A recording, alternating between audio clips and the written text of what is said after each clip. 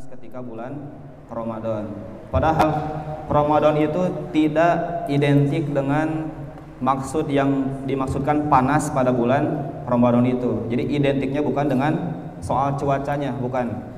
Tapi istilah Ramadan itu apa yang seperti tadi teman-teman kalian jawab, yaitu gersang atau panas atau membakar.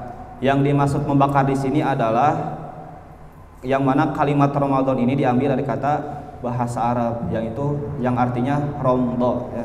Yang bahasa Arab itu romdo. Yang mana istilah romdo itu di kalangan di kalangan orang-orang Arab itu mereka itu tidak kuat kalau keluar pada siang hari karena saking panasnya. Jadi ketika mereka keluar dari rumahnya atau dari tempat berteduhnya, maka sesuatu itu akan mudah terbakar gitu. Nah, kenapa bulan ini dinamakan bulan Ramadan? Karena dosa kita itu dibakar sangat panas di bulan suci ini. Maka beruntunglah bagi orang-orang yang ibadahnya, ketakwaannya kepada Allah istiqomah atau full di bulan Ramadan ini. Baik, seperti yang kita tahu bahwa bulan Ramadan ini merupakan bulan Al-Quran. Ya, Ustaz, sebelum ke materi, Ustaz ingin bertanya, siapa di sini yang sudah menghatamkan tadarusnya sebanyak 5 kali? Ada gak? Aska, udah? Coba angkat tangan, jangan malu-malu, takut riya, sombong, enggak. Ini buat memotivasi temannya. Yang 5 kali ada? Turunkan lagi. Yang 4 kali?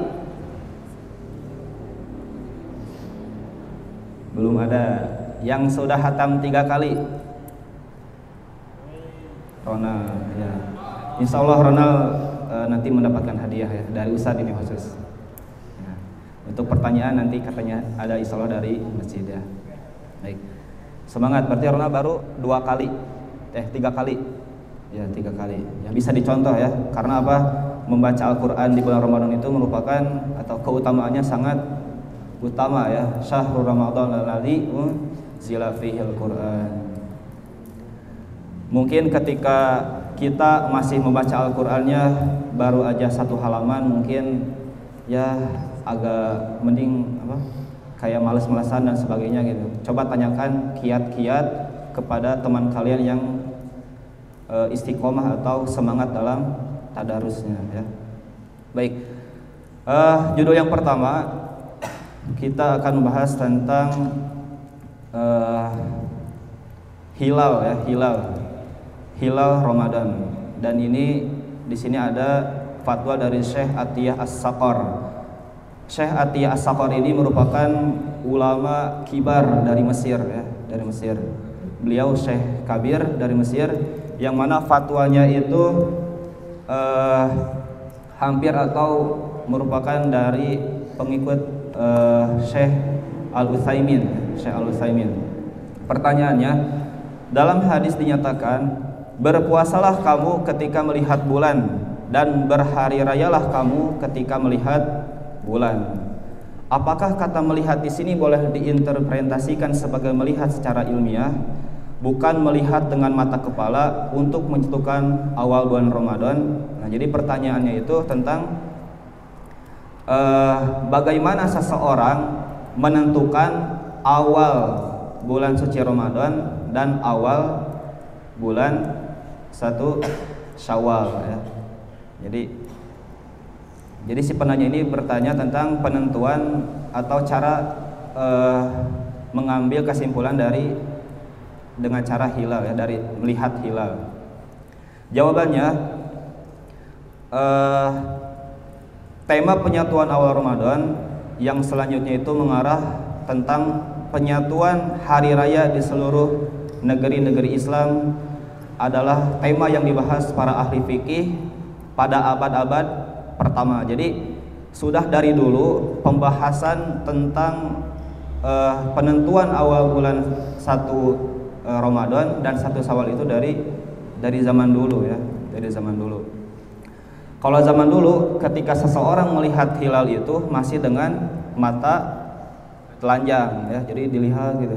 Jadi dari atas masih dilihat. Kalau zaman sekarang makin canggih dengan ilmu pengetahuannya, jadi seseorang itu kalau mau melihat hilal cukup dengan apa alatnya?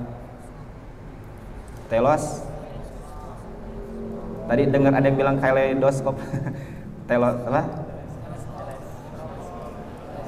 Teleskop. Nah, jadi ya, yang mana alhamdulillah di Indonesia ini semakin pesatnya ilmu pengetahuan dari penjuru negeri Indonesia, hampir dari setiap kota sudah mempunyai alat teleskop itu ya untuk memantau hilal. Nah, penentuan 1 Ramadan ini atau penentuan 1 Syawal nanti ketika mau lebaran itu ditentukan dengan 2 cara. Yang pertama dengan ru'yatul hilal, yang kedua dengan hisab. Apa itu ru'yatul hilal? Dengan cara melihat hilal. Jadi kalau kita bandingkan ru'yatul hilal sama hisab ini lebih utama mana?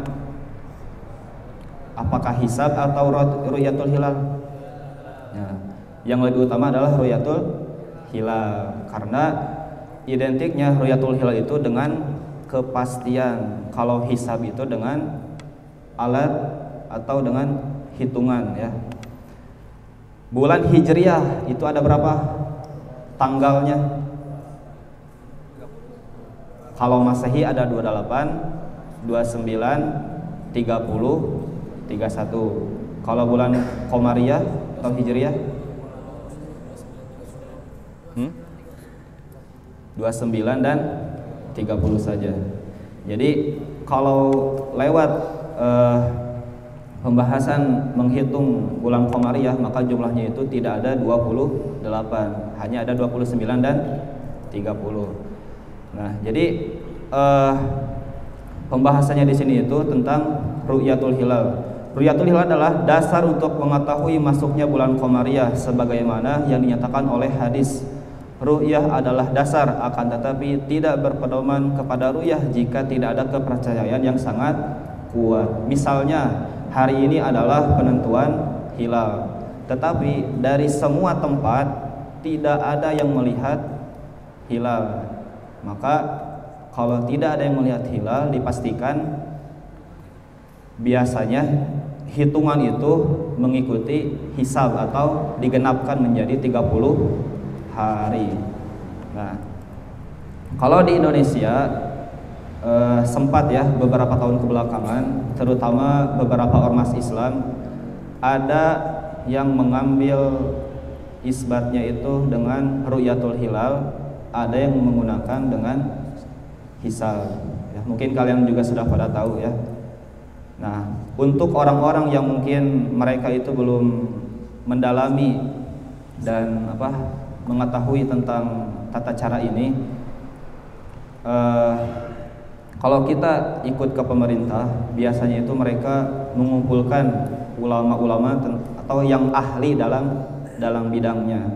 Nah, dan yang paling diutamakan itu adalah ru'yatul hilal. Kalau tidak ada, jadi ru'yatul hilal itu kalau ada satu orang yang melihat, dia itu harus berjanji terlebih dahulu, atau dia itu kayak di sidang itu harus ada beberapa saksi yang melihat dia. Untuk hisab biasanya ada ormas yang menggunakan istilah hisab ya, jadi menggunakan hisab ini sebagai pedoman utama bagi kalangannya. Tapi kita sebagai ahlul ilmi, sebagai umat yang berilmu, kita patut mengikuti para ulil amri, yang yaitu siapa? Pemimpin kita. Kalau di sini kan MUI ya, ulil amri kita MUI. Jangan misalkan kita saumnya hari Sabtu ya ikut ke ormas ini pas bukanya ikut ke ormas lain gitu, jangan ya. Jadi harus istiqomah dari awal. Jadi kita puasanya ikut ke misalkan MUI, ya udah lebaran juga ikut ke MUI. Karena apa? Kalau kita menerima atau menghadapi masalah seperti itu, maka bisa menyebabkan perpecahan antar umat beragama ya. Pernah kan dulu, wah ormas ini mah enggak ini gitu. Padahal mereka juga menggunakan dalil ya. Kecuali mereka itu berpedoman dengan, ada tuh beberapa dulu kan, contohnya Naksabandia gitu kan, lebarannya itu 1 minggu sebelum kita lebaran. Jadi dari mana fatwanya? Kita baru saja menelepon Allah katanya. Nomornya itu 2, 4, 4, 3, 4. Itu kan nomor, itu mah jumlah rakaat sholat. Itu aliran jangan sampai kita turuti ya. Ada juga yang berpedoman kita misalkan Idul Fitri karena mengikuti Idul Fitri yang di Arab. Jangan ya. Ketika kita mau merayakan hari raya Idul Fitri atau hari raya Idul Adha atau mungkin awal saum, maka ikutilah posisi negara kita ya. Jadi misalkan contoh di Arab Idul Fitrinya hari Ahad misalkan. Kita yang di Indonesia udah jangan ikut ke hari Ahad. Karena apa? Matla atau pusat peredaran mataharinya atau tempat posisinya itu kita dengan Arab itu beda 4 jam. Jadi kita mengikuti hisab atau ru'yatul hilal di negara sendiri ya, karena perbedaan tempat itu juga membedakan hari. Baik. Untuk tema yang kedua atau judul yang kedua tentang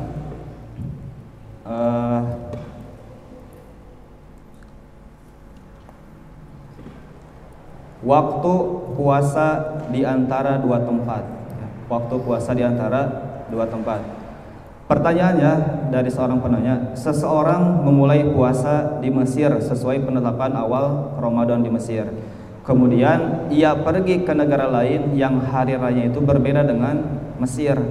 Apa yang ia lakukan di akhir Ramadan? Apakah mengikuti hari raya di Mesir atau mengikuti negeri tempat ia berada? Meskipun jika itu ia lakukan akan menyebabkan puasanya itu berjumlah 28 hari atau 31 hari. Contohnya gini. Ini ada contohnya ya. Misalkan seseorang memulai puasa Ramadannya itu di suatu negeri berdasarkan ru'yah, misalnya hari Jumat. Kemudian ia pergi bersafar ke negeri lain yang puasa di negerinya itu mulai dari hari Kamis. Otomatis misalkan dia dari contoh dekat aja, misalkan di Indonesia puasanya itu hari Jumat. Ketika kita pindah negara misalkan ke Jepang, kabur aja dulu ya, misalkan nah di Jepang itu puasanya itu dimulai dari hari Kamis. Kemudian ia menetap di sana hingga akhir bulan Ramadan. Mungkin saja ia akan menyempurnakan puasa Ramadannya itu di negeri kedua selama 30 hari. Dengan demikian maka hari Idul Fitri pada hari Sabtu dalam kasus ini tidak ada masalah. Mungkin juga negeri kedua menetapkan puasanya itu 29 hari. Jika hari raya pada hari Jumat, dengan demikian maka orang Indonesia itu memulai puasa Ramadan pada hari Jumat di negeri pertama, berarti ya berpuasa selama 28 hari. Jadi kalau kisahnya seperti ini, misalkan kita puasanya hari Jumat, ternyata yang di Jepang itu hari Kamis, dan otomatis Idul Fitrinya itu akan lebih dahulu di sana. Jadi ketika kita ikut hari raya Idul Fitri dengan orang-orang Muslim Jepang misalkan ya, nah otomatis puasa kita itu karena kita telat puasanya di hari Jumat, maka puasa kita terhitung 28 hari. Maka fatwa dari Syekh Al-Utsaimin di sini menyebutkan dengan ijtihadnya, beliau dikasih 2 pilihan ya. Dikasih 2 pilihan. Pilihan yang pertama, dan ini ulama ngambil pendapat rata-rata ulama banyaknya ngambil pendapat yang pertama, ikut Idul Fitri atau Lebaran ke negara kedua yaitu di Jepang ya. Terus bagaimana puasanya yang tadi 28 hari? Otomatis kan puasa Ramadan itu 29 atau 30, berarti dia -1 dong puasanya. Nah, untuk pendapat yang pertama, ketika setelah selesai bulan Ramadan dia mengqadha saumnya ya, mengqadha saumnya. Nah, kalau pendapat yang kedua ini menyebutkan bahwa kita berpegangan saja dengan negara awal kita, yaitu negara Indonesia. Jadi kita lebarannya bareng orang Indonesia yang puasanya hari Kamis, berarti 29 hari. Jadi lebarannya pisah gitu. Ini pendapat yang kedua ya. Karena apa? Karena pendapat yang kedua ini menyebutkan sebabnya karena puasa Ramadan itu puasa wajib, dan ketika seseorang mau mengqadha saum itu, karena sebab mengqadha saum itu karena apa? Karena adanya niat merupakan sesuatu yang mesti ada dalam puasa. Puasa tidak sah tanpa adanya niat. Mayoritas ulama mensyaratkan agar setiap hari mesti berniat puasa. Sebagian ulama juga mencukupkan satu niat saja pada awal malam bulan Ramadan untuk niat 1 bulan secara keseluruhan. Jadi ulama dihadapkan dengan dua pendapat. Ada yang menyebutkan bahwa niat saum Ramadan itu cukup 1 kali di awal. Kalau pendapat yang kedua bahwa saum Ramadan itu atau puasa wajib itu harus tiap hari melakukan niat, dan alhamdulillah kita mengambil pendapat yang kedua, yaitu kita alhamdulillah setiap hari berniat ya. Terus ada pertanyaan misalkan, Ustaz, ketika malam hari saya tarawihnya misalkan kebagian tarling ya, tarawih keliling misalkan, dan kebetulan di masjidnya misalkan niatnya itu tidak seperti di sini misalkan dibacanya keras misalkan, atau misalkan dijaharkan. Apakah puasa wajib saya sah gitu kan? Pertanyaannya misalkan. Maka di sini menyebutkan bahwa saum Ramadannya tetap sah, karena juga berbeda pendapat tentang pelafazan niat dan tidak dilafazkannya niat. Jadi ada ulama yang menyebutkan bahwa niat itu perlu dijaharkan. Karena apa? Untuk keyakinan diri bahwa dia akan melakukan ini. Tapi pendapat lain menyebutkan bahwa niat itu cukup dalam hati, yaitu mangga mungkin apa pendapat yang mau kita ambil, mau selalu dijaharkan atau cukup dengan dalam hati ya, mangga. Jadi tetap saumnya itu tetap sah ya, meskipun ketika malam hari kita niatnya itu masih dengan misalkan niat besok mau saum Ramadan misalkan gitu. Baik,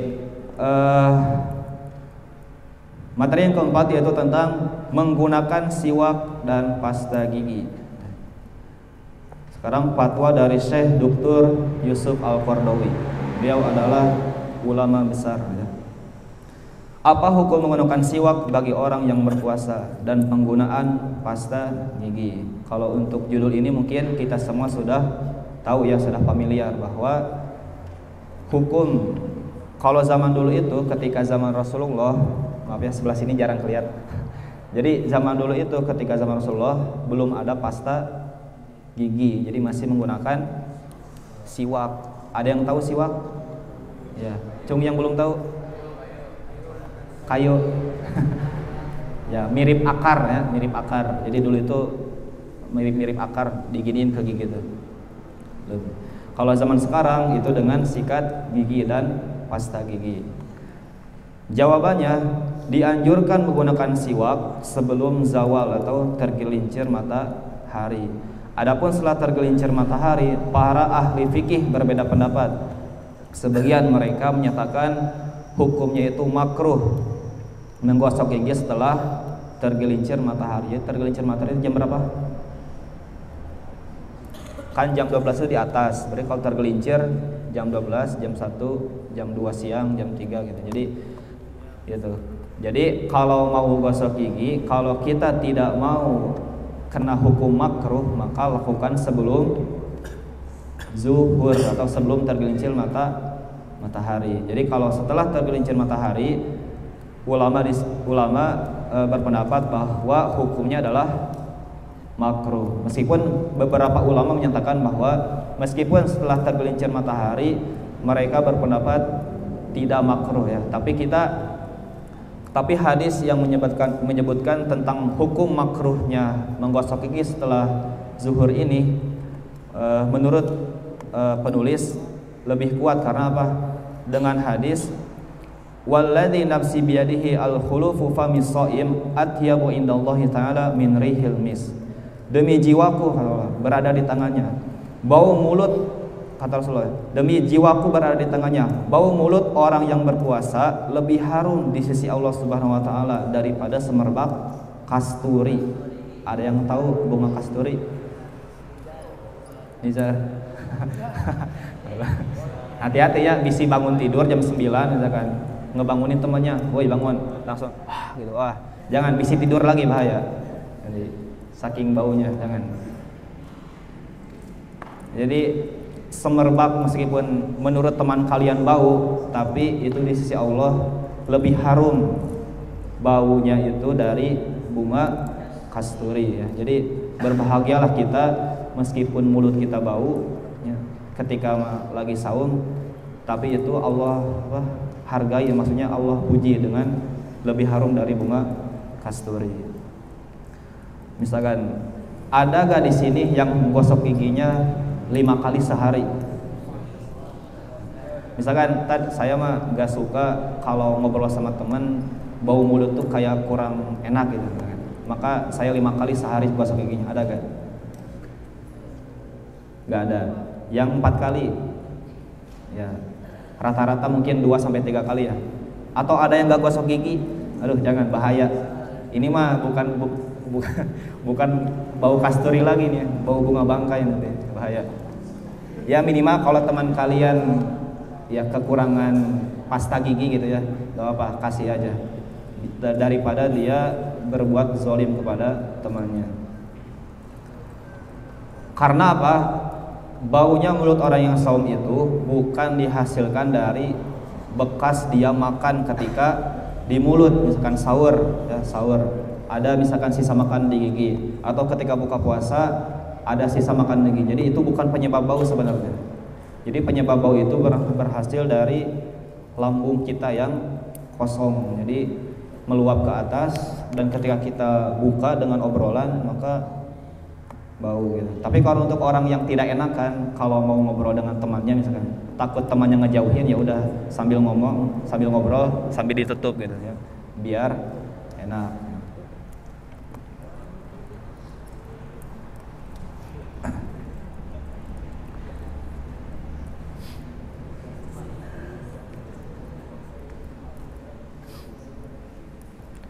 Ada juga yang menyebutkan bahwa orang yang berpuasa itu yang baunya mulutnya itu seperti darah dari luka orang yang mati syahid, yaitu para syuhada ya.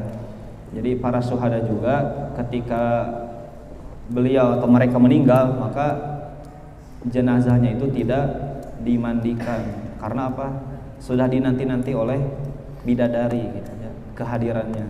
Jadi kalau ada yang syahid itu tidak perlu dimandikan karena darahnya itu harum gitu ya, menurut orang-orang, dan mereka itu merupakan ahli surga.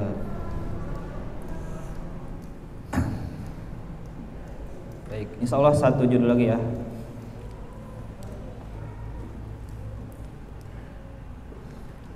Kalau ini mah mungkin untuk akhwat ya, puasa wanita hamil dan menyusui, jangan bahaya. Tapi ya untuk ilmu nanti kalian bisa baca-baca sendiri ya.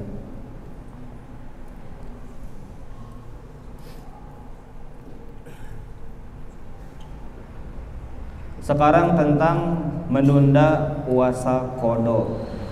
Di sini ada yang pernah batal puasanya? Pasti ada yang sudah, ada yang belum ya, nggak apa-apa. Yang penting jangan mokel ya. Meskipun misalkan ustadz ya nggak ada, terus nggak ada siapa-siapa, kita di bawah kasur misalkan sambil diselimut, ya udah makan apel atau apa gitu, jangan ya. Karena Allah itu maha melihat. Sempat kemarin viral di IG ada sekelompok pemuda di Garut Selatan lagi ya, Garut Selatan, daerah ustadz ya. Ada pos seperti pos ronda gitu, kirain lagi pada ngapain, ada yang lagi minum ya, ada yang sambil ngerokok, ada yang makan-makan. Itu merupakan generasi yang perlu kita dakwahi ya, seperti itu. Bukan kita marahin atau bukan kita jauhin, tapi justru orang-orang yang seperti itu kalau kita berhasil mendakwahinya maka insya Allah pahalanya mengalir. Tentang menunda puasa qada, fatwa Syekh Atiyar As-Saqar. Pertanyaannya, saya tidak melaksanakan beberapa hari puasa di bulan Ramadan karena uzur. Saya tidak mampu mengqadanya hingga masuk Ramadan berikutnya. Apakah saya didenda karena menunda puasa qada? Ketika mengqada, apakah wajib berturut-turut atau boleh terpisah-pisah? Jadi dia itu dulu ketika bulan Ramadan sempat uzur, mungkin bisa sakit atau berada di perjalanan, dia membatalkan puasanya. Nah, pertanyaannya, apakah saya didenda karena menunda puasa qada? Maksud didenda di sini itu apakah dia harus membayar fidyah? Ada yang belum tahu itu artinya fidyah? Denda, fidyah. Jadi membayar fidyah itu misalkan bagi ibu-ibu yang menyusui dan sebagainya, karena kan yang namanya balita kan perlu air susu yang bagus, maka bagi ibu menyusui tidak disarankan untuk saum karena bisa membahayakan balita tersebut. Maka pendapat beberapa ulama membolehkan untuk membayar fidyah. Berapa membayar fidyah itu? Misalkan dia itu, ibu ini tidak saum selama seminggu, berarti selama seminggu beliau memberikan makan kepada orang miskin ya. Misalkan hari Senin memberikan satu makanan. Jadi memberikan makanannya itu ketika sahur atau buka ya. Atau bahkan ada yang menyebutkan bahwa dua kali. Jadi sahur dan buka. Jadi yang cukup untuk sahur dan buka. Terus ketika mengqada, apakah wajib berturut-turut atau boleh terpisah? Gimana? Boleh ya. Jadi ketika kita mempunyai hutang puasa, maka tidak meski berturut-turut ya. Jadi boleh misalkan hutang puasa kita 2 hari, dilakukannya itu Senin dan Kamis. Yang penting niatnya saum qada. Yang perlu kita ketahui bahwa puasa wajib itu tidak boleh disatu niatkan dengan puasa sunnah ya. Jadi puasa wajib, puasa sunnah, kecuali misalkan saum sunnah, misalkan sekarang hari Senin bertepatan dengan saum ayyamul bid, misalkan 13, 14, 15, maka kita boleh berniat untuk saum Senin dan ayyamul bid. Jadi 2 niat dalam satu saum. Kalau hukumnya saum wajib itu tidak boleh disatukan niatnya. Jadi puasa wajib, puasa sunnah. Nah, yang sering terjadi itu ketika seseorang mempunyai hutang puasa, terus puasanya itu belum sempat dia qada. Jadi misalkan bulan ini nih, ternyata sekarang itu sudah masuk bulan Ramadan. Terus kita ingat bahwa tahun lalu itu kita masih mempunyai hutang puasa. Bagaimana penyelesaiannya? Ada yang tahu? Ustaz juga baru cari-cari tadi ya. Yang Ustaz tahu ini mah wallahu alam ya. Nanti kalian bisa cari-cari lagi ya. Yang tadi Ustadz baca, mungkin ya nanti bisa kalian cari lagi. Ketika seseorang lupa atau bahkan disengaja dia sudah masuk ke Ramadan yang baru, terus dia masih mempunyai hutang puasa tahun lalu, maka kalau sebabnya itu lupa, maka dibolehkan untuk mengqadha pada tahun ini, dan untuk kehati-hatian sambil membayar fidyah ya.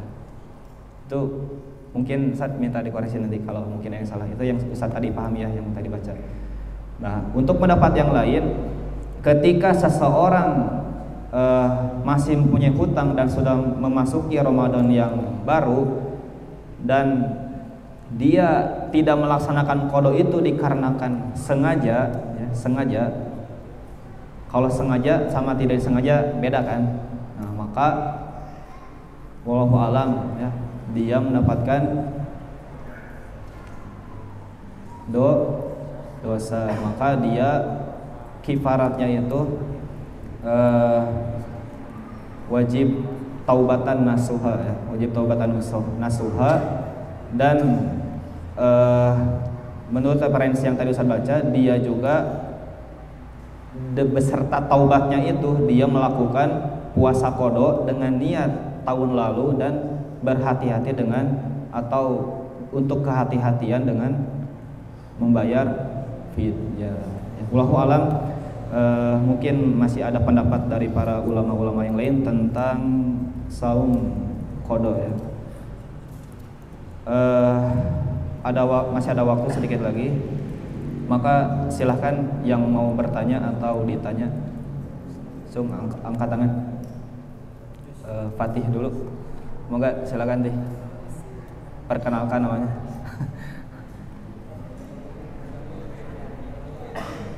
Bisa berdiri.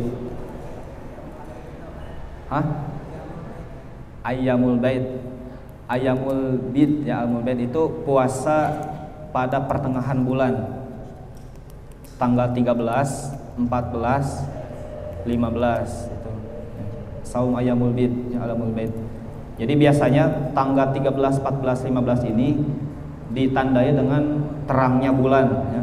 Jadi pada malam hari itu bulan itu sangat terang ya, sangat terlihat terang ya, maka ada keutamaan atau pahala dari saum Ayyamul bid ya, itu paham? Ada lagi yang mau tanyakan? Tadi teh Paris ya, atau mau coba ya, dihitung 1, 2, 3. Ibas. Berdiri Mas, berdiri.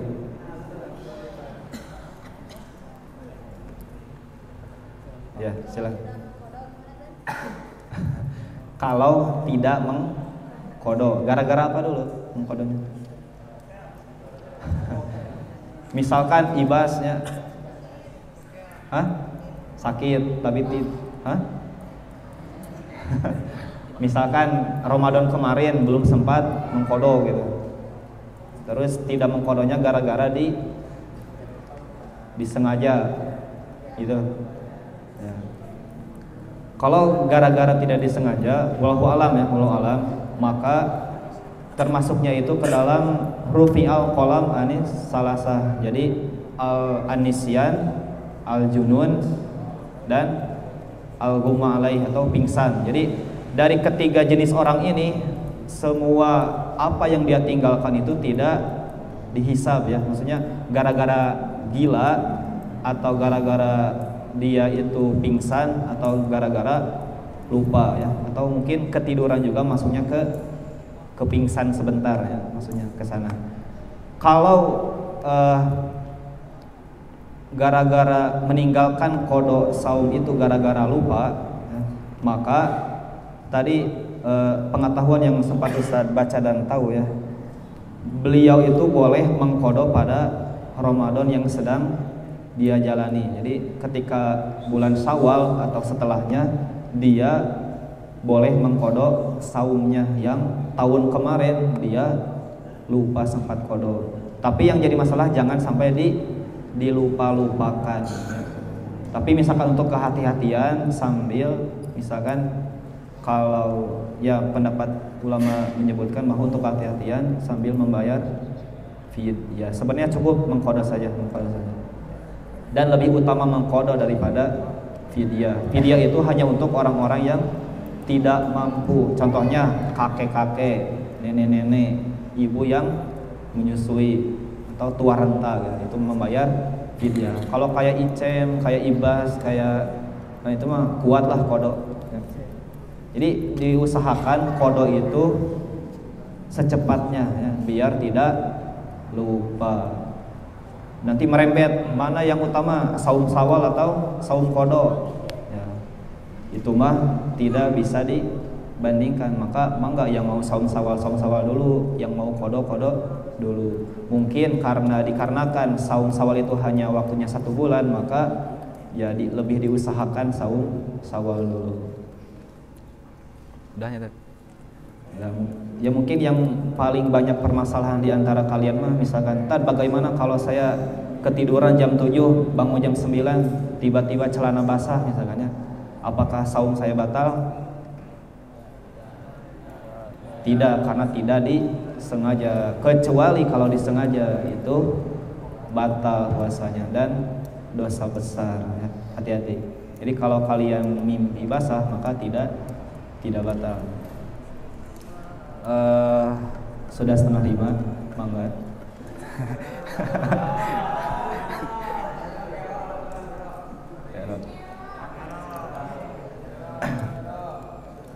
Ya dah. Nanti mungkin bisa di luar majelis ya, kalau mau ada yang ditanyakan bisa ke Ustaz Ibrahim atau Ustaz yang lain. Mungkin beberapa santri ada yang mau melakukan aktivitasnya masing-masing, maka kajian sore ini kita akhiri dengan doa kifaratul majelis. Subhanakallahumma wa bihamdika asyhadu an la ilaha illa anta nastaghfiruka wa natubu ilaik. Barakallahu fikum. Assalamualaikum warahmatullahi wabarakatuh.